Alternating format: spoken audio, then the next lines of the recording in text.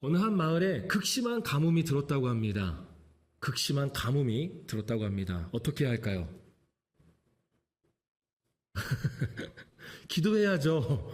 예, 기도해야죠. 사람들이 하나님께 비를 내려달라고 간절히 기도했습니다.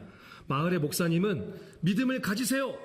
하나님께서 반드시 비를 내려주실 것입니다. 라고 말하며 모두를 격려했습니다. 다음날 목사님은 교회에 모인 사람들에게 함께 기도하자고 말을 했고요. 마을 사람들에게 이렇게 말을 합니다. 여러분, 하나님께서 우리 기도를 들으시고 비를 내려주실 것을 믿으십니까? 예, 여러분들처럼 그렇게 사람들은 대답했습니다. 아멘, 아멘. 그리고 우리 한국 기독교인들의 특징이 있죠. 어떻게 해요? 믿습니다도 믿습니다가 아니라 아주 강력하게 하죠. 믿습니다. 이렇게 대답을 했겠죠. 그렇게 했습니다. 아멘, 아멘, 믿습니다. 그러면서 더 간절히 기도하는 거예요. 비를 내려달라고.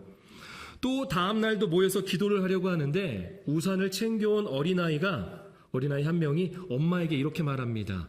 엄마, 비가 올 거라고 믿는데 왜 아무도 우산을 챙겨오지 않아요? 이게 어쩌면 우리의 모습이 아닐까 싶습니다. 믿음으로 기도하고 찬양으로 고백하며 말씀을 통해 믿음의 결단도 하지만 행동으로는 이어지지 않는 모습이 있다라는 거죠. 진짜 믿는다면 행동으로 나타날 수밖에 없습니다. 오늘 말씀에서도 보면 믿음을 행동으로 나타낸 사람들이 나옵니다. 예수님께서 어느 한 집에서 하나님 나라에 대해서 말씀을 전하십니다. 사람들은 문 앞 자리까지 들어설 자리가 없을 정도로 아주 가득 차 있습니다. 한번 상상을 해보세요. 예수님이 말씀을 전하고 계십니다. 하나님 나라에 대해서 전하고 계십니다. 사람들이 방 안뿐만이 아니라 밖에 문 밖에까지 아주 가득 차 있습니다. 그들은 모두 예수님이 하시는 말씀을 듣기 위해서 다 조용히 하고 있습니다. 왜냐? 누군가가 말을 하는 순간 예수님이 하시는 말씀을 못 들을 수도 있거든요. 누군가 아마 떠들면은 옆구리를 쿡 찌르면서 조용히 해, 안 들리잖아 하고 아주 신경질적이게 말할 수도 있을 거예요. 그렇게 많은 사람들이 조용하고 있습니다. 그런데 이때 4명의 사람이 중풍병자를 가지고 그렇게 예수님께 나아옵니다. 그런데 사람이 많아도 너무 많았습니다. 그래서 어떻게 합니까? 4절의 말씀, 본문 4절 우리 함께 읽겠습니다. 무리들 때문에 예수께 데려갈 수 없으므로 그 계신 곳에 지붕을 뜯어 구멍을 내고 중풍병자가 누운 상을 달아. 당시에 가옥의 지붕은요 평평했습니다. 우리 교회 지붕은 뾰족하죠. 당시에 가옥의 지붕은 평평했습니다. 그래서 이 지붕을 만들 때는 3겹으로 만들었는데요. 제일 먼저 하는 것은 나무판으로 해서 뼈대를 만듭니다. 그리고 그 뼈대를 만든 뒤에 그 위에다가 지푸라기나 풀을 놓아서 충전재 역할을 하겠습니다. 그리고 마지막으로 3번째는 진흙으로 덮어서 마무리를 했습니다. 그리고 그 진흙이 굳어지면서 지붕이 딱딱하게 평평하게 굳어지는 것이죠. 이렇게 만들어진 지붕은 평평하면서도 사람들이 올라가서 일을 할 수 있을 정도였다고 합니다.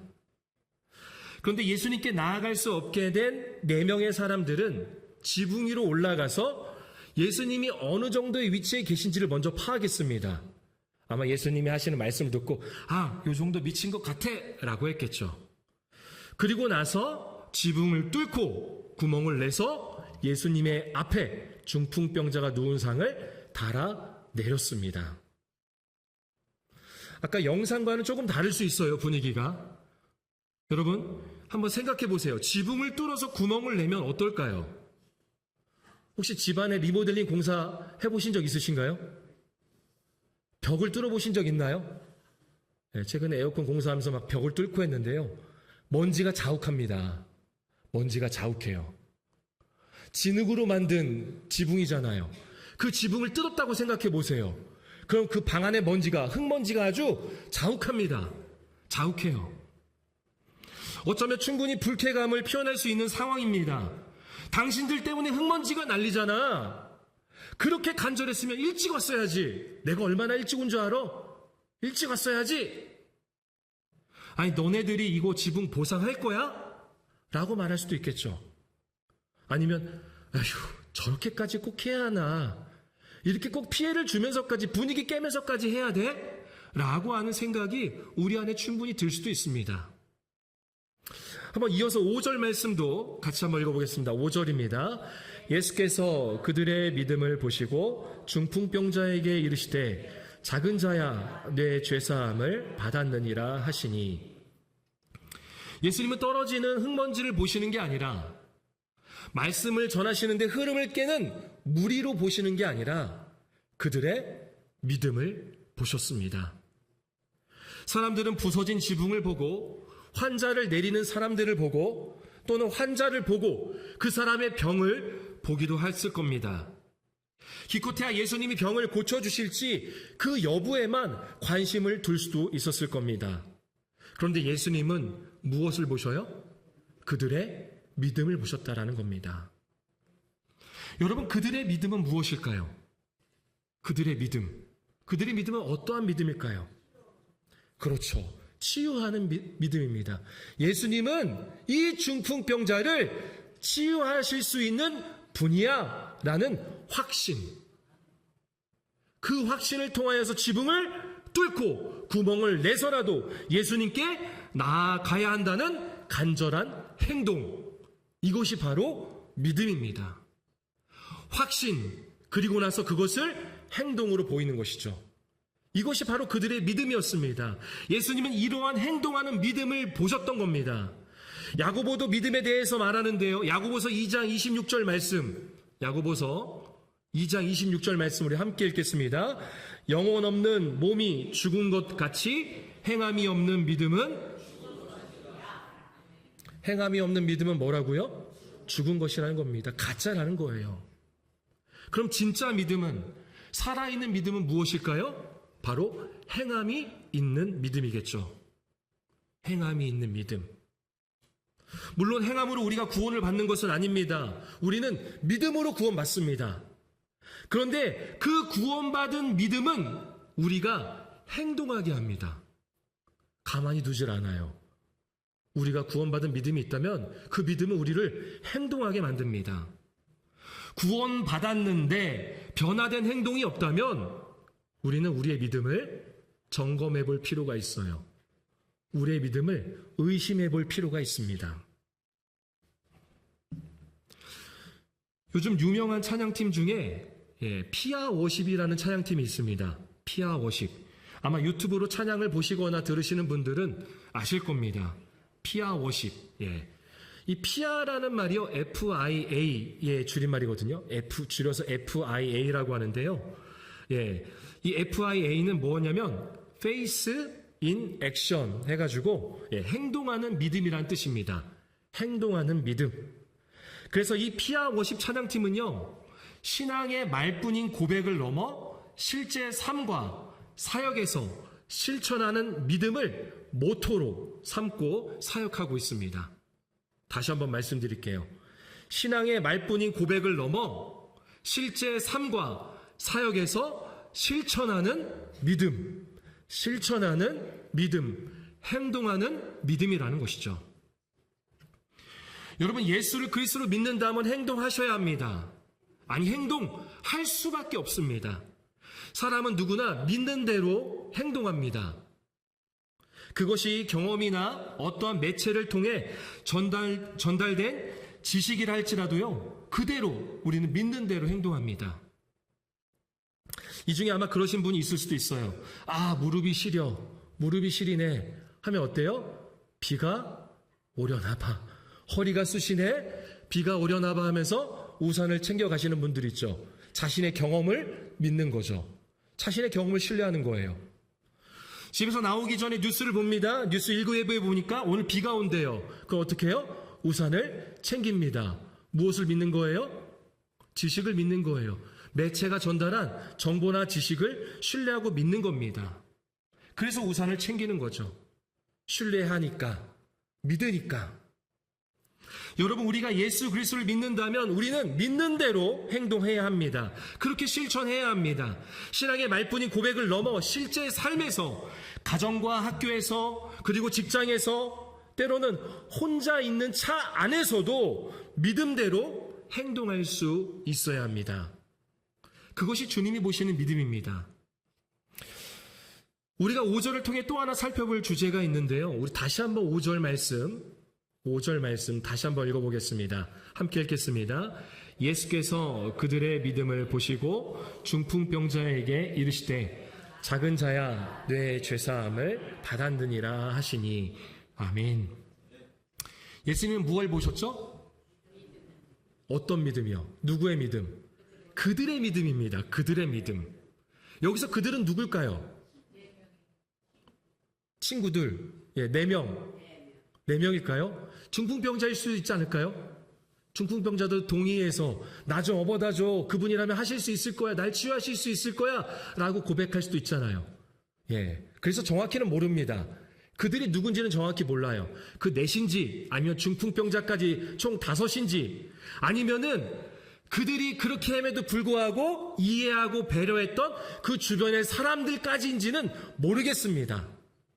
하지만 정확한 것이 있습니다. 그것은 무엇이냐면 여기서 말하는 믿음은 한 개인의 믿음이 아닌 중풍병자를 살리기 위해 참여한 공동체 전체의 믿음이라는 것입니다. 한 사람을 위한 공동체 전체의 믿음이라는 거예요. 이게 바로 그들의 믿음입니다. 캘리포니아 세쿼이아 국립공원에는요, 지구상에 가장 큰 나무가 있다고 합니다. 한번 보이실까요? 네. 제너럴 셔먼 트리라는 나무입니다. 저는 실제로 보진 않았습니다. 네. 세쿼이아라는 말이 조금 익숙하지 않다면요, 우리가 흔히 아는 세콰이어 나무 아시죠? 메타세콰이어라고 한 나무. 표준어는 세쿼이아입니다. 세쿼이아. 참 저도 발음하기 어려운데, 세쿼이아입니다. 이 세콰이어 국립공원의 지구상 가장 큰 나무가 이 나무는요, 제너럴 셔먼 트리인데요. 이 제너럴 셔먼 트리가요, 나이로는 2100살에서 2200살 정도 된다고 합니다. 높이는 84m. 어느 정도냐면은 아파트 25층 정도 되는 높이라고 합니다. 둘레는 31m로 성인 10명이 에워싸도요, 공간이 남을 정도라고 합니다. 무엇보다 캘리포니아 세쿼이아 국립공원에는요, 이렇게 큰 자이언트 세쿼이아 나무가 많은데요, 이 거대한 세쿼이아 나무가 산불을 제외하고, 나무는 이 불에 약하잖아요. 산불을 제외하고 죽음을 맞이할 유일한 이유가 있다고 합니다. 그러니까 이 나무가 죽을 수밖에 없는 유일한 이유. 뭘까요? 이 지역에는요, 강풍이 자주 부는데요. 나무가 거대하게 자라면 자랄수록 바람의 저항을 많이 받겠죠. 그래서 나무가 뿌리를 깊이 내려야 되는데 이 세쿼이아 나무는 뿌리가 그렇게 깊지 못합니다. 아주 얇게 뿌리를 내립니다. 그래서 바람의 저항을 그대로 받아서 쓰러진다라는 거예요. 나무가 뿌리채 뽑히면 어떻게 돼요? 죽는 거예요. 죽습니다. 이게 바로 유일한 이유라고 합니다. 바로 자기 자신 때문이라는 거죠. 혼자 있게 되면 그렇게 된다는 거예요. 그런데 어떻게 이 세쿼이어 나무들이 쓰러지지 않고 숲을 이루며 살고 있는가? 식물학자들이 연구를 해봤습니다. 그래서 땅을 파봤더니 분명히 이 세쿼이어 나무의 뿌리는 얇게 내리는데 왜 그런 걸까 봤더니 그 얇게 내린 뿌리들이 서로 엉켜있다라는 거예요. 서로 단단하게 그 뿌리가 엉켜있기 때문에 강풍이 불어도 쓰러지지 않았다라는 것입니다. 뿌리는 얕지만 서로 단단히 엉켜있기에 죽지 않았다라는 거죠. 믿음의 공동체란 바로 이런 것입니다. 나 개인의 믿음으로 살아가는 것이 아니라 서로 성령의 줄로서 메어지는 거예요. 교회 안에 각 부서와 기관들도 믿음의 공동체입니다. 찬양팀, 안내팀, 새가족팀, 헌금위원팀, 식당 봉사팀 등등 다 모두가 믿음의 공동체입니다. 한 그루의 큰 나무가 아니라 우리는 숲을 이루어야 합니다. 숲에는 작은 나무도 있고요, 큰 나무도 있습니다. 뿌리가 긴 나무도 있지만 뿌리가 짧은 나무도 있을 거예요. 하지만 세쿼이어 나무가 서로의 뿌리로 붙잡아 주어 숲을 이루듯이 부족하고 연약한 이들을 붙잡아주는 팀이 되기를 바랍니다. 그게 바로 믿음의 공동체입니다. 또 팀마다 리더들이 있습니다. 우리는 팀장 또는 리더라고도 표현하죠.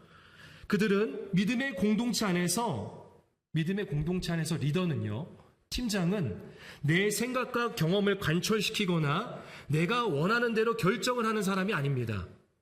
믿음의 공동체 안에서의 리더는, 팀장은 팀원들의 생각을 고려하고 취합하고 배려하는 바로 섬기는 리더가 되어야 되는 것입니다. 교회 안에 중직일수록 섬기는 자가 되어야 되는 거예요. 높은 사람이 아니라 더 낮아져야 되는 것이죠. 누가 그렇게 하셨죠? 예수님이 그렇게 하셨죠. 리더는 바로 그런 것입니다. 그러하면서 믿음의 공동체가 살아나는 것입니다. 우리 모현제일교회가 한 사람 개인의 믿음이 아닌 서로가 서로를 붙잡아주고 배려하며 주님이 보시는 믿음의 공동체가 되기를 소망합니다. 마지막으로 오늘 가장 중요한 것은 예수님이 누구시냐라는 겁니다. 한 사람의 치유보다, 공동체의 치유보다 더 중요한 것은 예수님이 누구시냐라는 거예요. 늘 성경을 볼 때 그것이 중요합니다. 나에게 위로가 되는 말씀, 나에게 뭔가 감동이 되는 찬양, 물론 이것도 중요한데 그것보다 더 중요한 것은 예수님이 누구시냐라는 거예요. 하나님이 누구시냐라는 거죠. 우리 10절 말씀, 10절 함께 읽겠습니다. 그러나 인자가 땅에서 죄를 사하는 권세가 있는 줄을 너희로 알게 하려 하노라 하시고 중풍병자에게 말씀하시되. 예수님은 어떤 분이세요? 죄를 사하는 권세가 있는 분이십니다. 죄를 사하는 권세, 죄를 용서받게 하는 권세가 있으신 분이십니다. 사실 여기서 권세라는 표현은 권한, 아까 애니메이션에서, 영상에서는 권한이라고 했는데요. 권한이라는 의미가 좀 더 정확한 해석이라고 봅니다. 권한이라는 것은 뭐죠? 선택할 수 있는 자유입니다. 선택할 수 있는 자유. 그러니까 예수님께서는 죄를 용서할 수 있는 선택의 자유를 갖고 계신 분이십니다. 다시 한번 말씀드릴게요. 예수님께서는 죄를 용서할 수 있는 선택의 자유를 갖고 계신 분이십니다. 오늘 본문 말씀에서는 예수님의 선택은 중풍병자가 죄사함을 받는 것이었습니다. 병은 또 걸릴 수 있어요. 그 병이 나았다고 해서 또 다른 병이 걸릴 수도 있습니다. 하지만 죄사함은 오직 하나님만 하실 수 있습니다. 잘 기억하셔야 됩니다. 죄사함은 오직 하나님만 하실 수 있는 거예요. 그래서 6절에 하나님의 아들이신 예수님께서 중풍병자에게 말씀하시죠. 작은 자야, 내 죄사함을 받았느니라.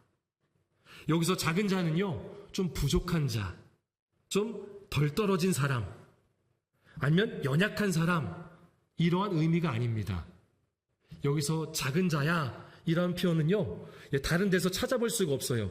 예수님께서 이 중풍병자에게만 말씀하셨거든요. 이 작은 자라는 표현은 아주 친근한 애정을 듬뿍 담은 표현인 것입니다. 아까 영상에서는 친구야 라고 표현하고 있는데요, 친구라는 게 바로 그런 의미잖아요. 나의 애정, 내가 사랑하는 친구.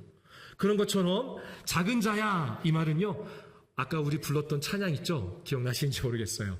사랑하는 내 딸아, 사랑하는 아들아, 이런 표현인 거예요. 애정의 표현인 것이죠.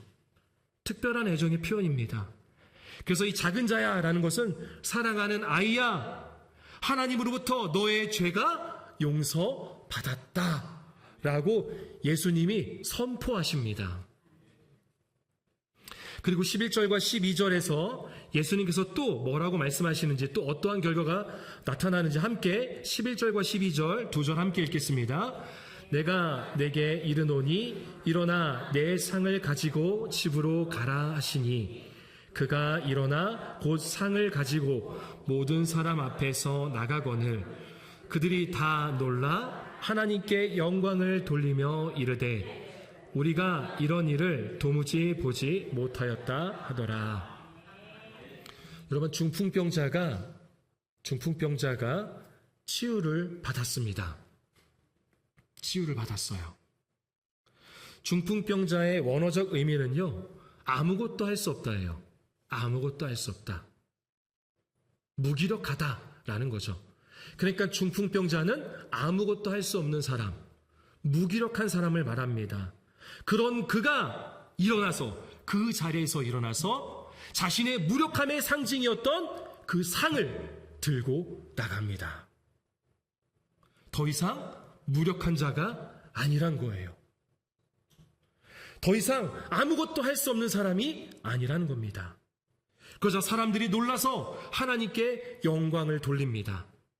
그 자리에 있던 사람들 또한 하나님께 영광을 돌리는 영적 치유함을 받은 것입니다. 여러분, 한 사람의 치유가 모든 사람의 치유가 되었습니다.